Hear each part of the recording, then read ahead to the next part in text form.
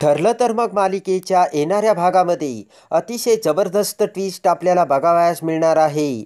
त्यामध्ये आता प्रतापला जेलमध्ये जाण्याचे सर्व खापर आता सायलीच्या डोक्यावर फोडून अस्मिता आणि पूर्णाई सायलीला घराबाहेर काढत असताना नीतीने आणि देवीआईने पुन्हा एकदा मोठा चमत्कार करून आता सायलीला ढकलून देतात. सायलीच्या पायातील तुळशीपत्र हे पूर्णाईच्या डोळ्यासमोर आणलेले असते आणि त्याच वेळेस जेव्हा ते तुळशीपत्र पूर्णाई, अस्मिता आणि कल्पना समोर येते आणि एकच सत्याचा मोठा धमाका उडत पूर्णाईच्या डोळ्यातील खोट्याचा पडदा आता देवीआईने बाजूला केलेला असतो आणि त्या क्षणी आता सायलीच्या पायातील ते तुळशीपत्र बघून आता ते तुळशीपत्र समोर येताच पूर्णाई लगेचच अर्जुनला रविराजला फोन करून बोलावून आणावयास सांगते. तेव्हा आता अर्जुनसुद्धा जेव्हा ते तुळशीपत्र बघतो तेव्हा एकच रविराजला फोन करून अर्जुनने आता रविराजला खरे तुळशीपत्र बघण्यासाठी सुभेदारांच्या घरी बोलावलेले असते. तेव्हा अर्जुनचे ते बोलणे ऐकताच रविराजच्या पायाखालची जमीन सरकलेली असते आणि त्याचबरोबर आता अर्जुनचे एकच वाक्याने आता रविराज हा घाबरतो. तर अर्जुनने म्हटलेले असते की तुझ्या त्या खोट्या तन्वीला सुद्धा खरे तुळशीपत्र बघायला घेऊन ये रविराज किल्लेदार. आणि आता अर्जुनचे ते शब्द ऐकताच रविराज ह्या तन्वीला घेऊन कसे सुभेदारांच्या घरी येतो आणि सायलीच्या पायातील ती तुळशीपत्र बघून सायली हीच तन्वी असल्याचे सत्य कसे सर्वांसमोर येते हे आता आपल्याला बघावयास मिळणार आहे. त्यामध्ये आता महिपतने प्रतापला नार्कोटिक्सच्या विषारी पावडर औषधामध्ये मिक्स करून आता प्रतापला जेलमध्ये पाठवलेले असते आणि त्याचबरोबर आता जामीन देऊन प्रतापची सुटकासुद्धा केलेली असते आणि त्यामुळे सुभेदारांच्या घरात आता महिपतची इज्जत आणि प्रतिष्ठा वाढलेली असते आणि आता महिपत हा देव माणूस झालेला असतो. ज्यावेळेस आता अर्जुन हा महिपतची कॉलर पकडून महिपतला बाहेर काढू लागतो त्याच वेळेस आता पुढे येऊन प्रतापने अर्जुनच्या कानाखाली मारलेली असते तर पूर्णाई अर्जुनवर भडकलेली असते. तेव्हा रविराजने बोट करून या घरात या सर्व द्वेषांचे मूळ ही फक्त सायली आहे हे सांगितलेलं असतं. तर त्यामुळे पूर्णाईला राग येऊन या सुभेदारांच्या घराला लागलेली कीड असल्याचे पूर्णाईने सायलीला म्हटलेले असते. तेव्हा सायलीला खूप वाईट वाटलेलं असतं आणि प्रतापच्या त्या जेलमध्ये जाण्याचे सर्व खापर आता पूर्णाई, अस्मिता सर्वजण आता सायलीवरती फोडतात. तर आता सायली आणि अर्जुन दोघेही एकटे पडलेले असतात. तर आता अर्जुनने सायलीचा हात धरून सायलीवरती त्याचा पूर्ण विश्वास असल्याचे सांगितलेले असते. त्याच वेळेस आता तुमच्या या विश्वासाला मी कधीच तडा जाऊ देणार नाही असे आता सायलीने देखील अर्जुनला सांगितलेले असते. आणि त्याचबरोबर महिपत आणि साक्षीचा खरा चेहरा समोर आणायचा आता सायलीने निर्धार केलेला असतो. सुभेदारांच्या घराकडे वाकडी नजर करून बघणाऱ्या महिपत आणि साक्षीची गाठ आता या सायलीशी असल्याचे सायलीने सांगितलेले असते.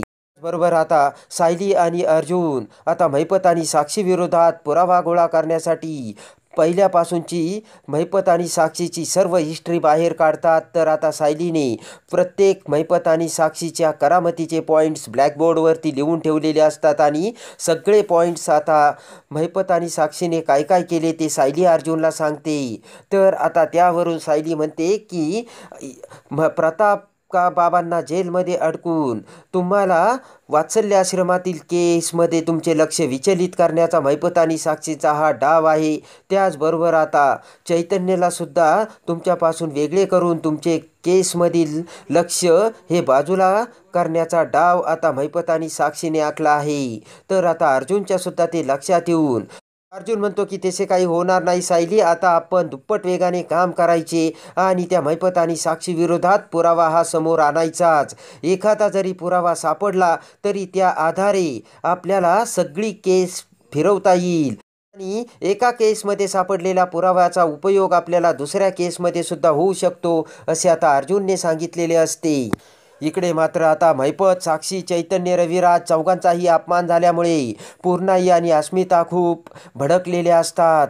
तर आता दोघींनीही मोठा भयानक प्लान केलेला असतो. अस्मिता म्हणते की पूर्णाई, आता ही पोरगी सायली आपल्या घरात काही राहता कामा नये.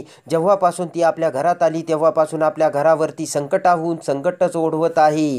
तेव्हा पूर्णाई मी तुला सांगते, तू आता आता निर्णय घे आणि या सायलीला तूच घराबाहेर काढू शकतेस. तर आता पूर्णाईला सुद्धा अस्मिताचे म्हणणे पटलेले असते आणि आता मोठा प्लान करून लगेचच रागाने अस्मिता आणि पूर्णाई बाहेर येतात. तर आता अस्मिता लगेचच सायलीकडे येत म्हणते की सायली, आता तू या घरात राहू शकत नाही. माझ्या डॅडला तुझ्यामुळे जेलमध्ये जावं लागलं. ज्या देव माणसाने माझ्या डॅडची जेलमधून सुटका केली त्या देव माणसाचाच तू अपमान केला आणि त्याला घराबाहेर काढले आणि तुझ्यामुळेच अर्जुन आणि चैतन्यमध्ये फूट पडली. तू जर अजून या घरात राहिली तर या घराचं काय होईल ते काही सांगता येत नाही.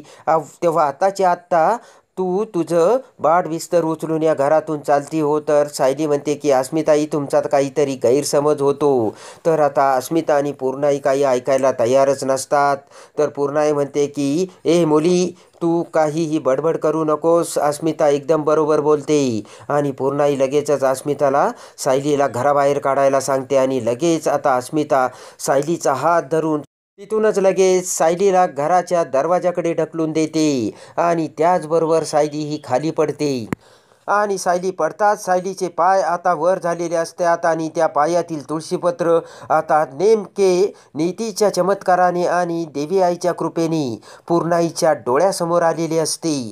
तेव्हा आता पूर्णाई सायलीच्या पायातील ते तुळशीपत्र बघून आता पूर्णाईला मोठा धक्का बसलेला असतो आणि लगेचच डोळे वाटारत पूर्णाई ही त्या सायलीकडे येते आणि तोंडाला हात लावत बारकाईने सायलीच्या पायातील ते तुळशीपत्र बघताच पूर्णाईला मोठ्या सत्याचा उलगडा झालेला असतो आणि लगेचच पूर्णाई पाठीमागे असलेल्या कल्पनाला बोलावत म्हणते की अगं कल्पना, हे काय बघते मी? या मुलीच्या पायातील तुळशीपत्र कसं? ही तुळशीपत्राची जन्मखून तर तन्वीच्या पायात आहे.